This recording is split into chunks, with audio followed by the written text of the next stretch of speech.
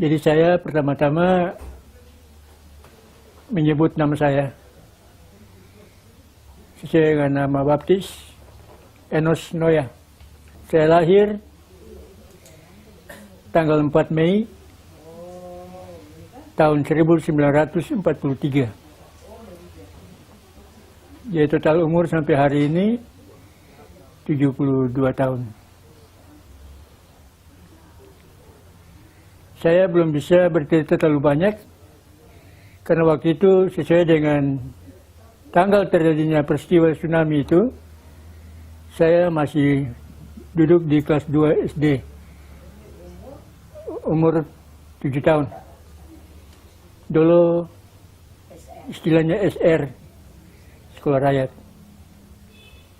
kelas 2 SR.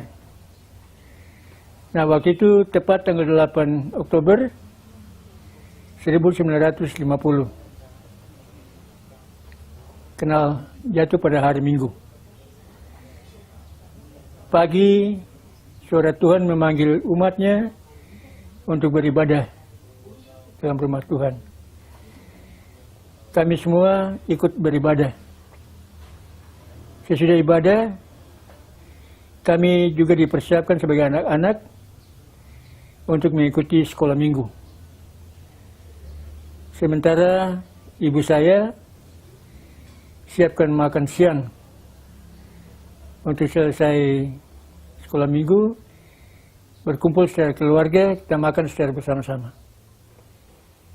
Namun sekitar kira-kira pukul 12 siang, terdengar bunyi gemuruh.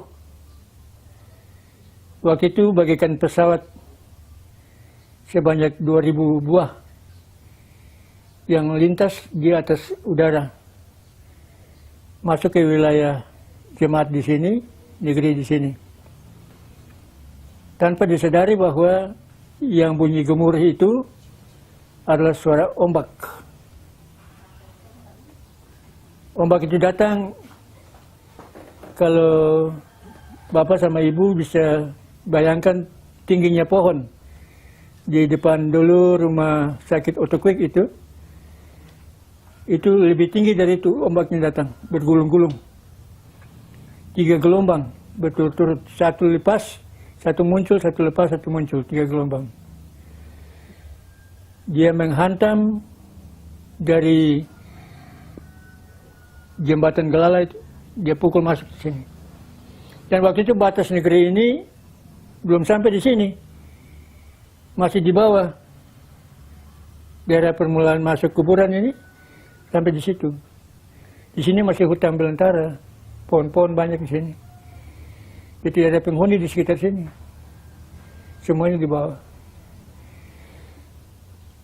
Terjadilah gempa susulan sebanyak beberapa kali.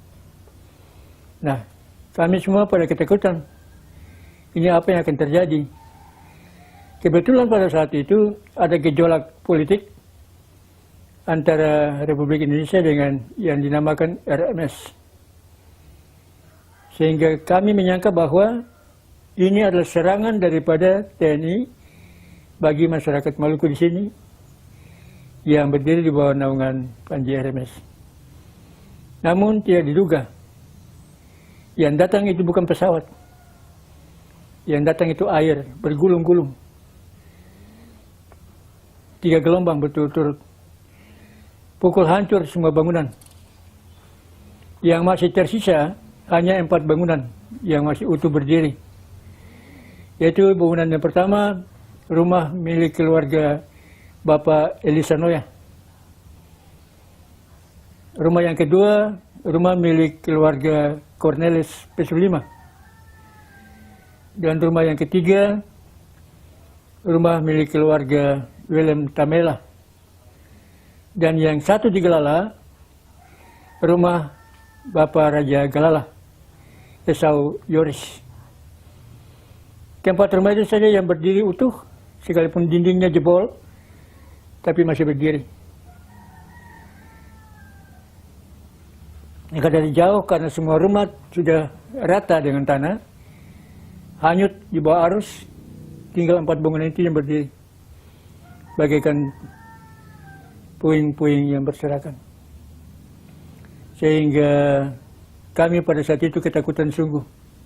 Apalagi dalam status sebagai anak yang baru umur sekian, kira-kira 8 tahun begitu, kami pada ketakutan. Kami dijemput oleh ayah saya, ibu saya, kami lari. Lari naik tanjakan ini, naik ke gunung di atas. Di gunung di situ, baru kita memandang ke arah pantai.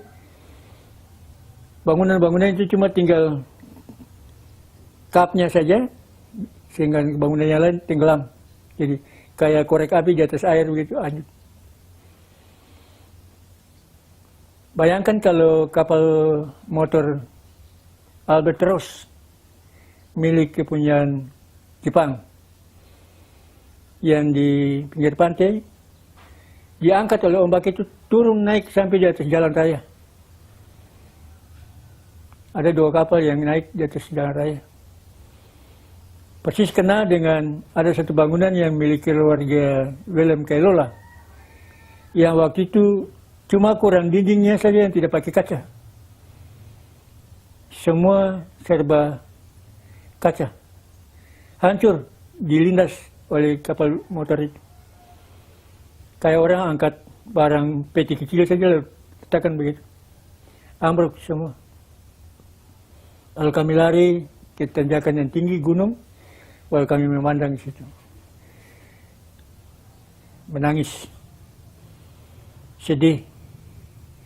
Karena sudah tidak ada punya harapan apa-apa lagi. Alat-alat pencarian sebagai nelayan, orang tua saya nelayan, terbawa arus, terbawa air semua. Jadi kehidupan kami waktu itu, katakan saja mulai dari nol. Pengalaman ini merupakan satu catatan pahit bagi jemaat ini, sehingga setiap kali tanggal 8 Oktober, jemaat ini membuat peringatan untuk mengenang terjadinya peristiwa itu.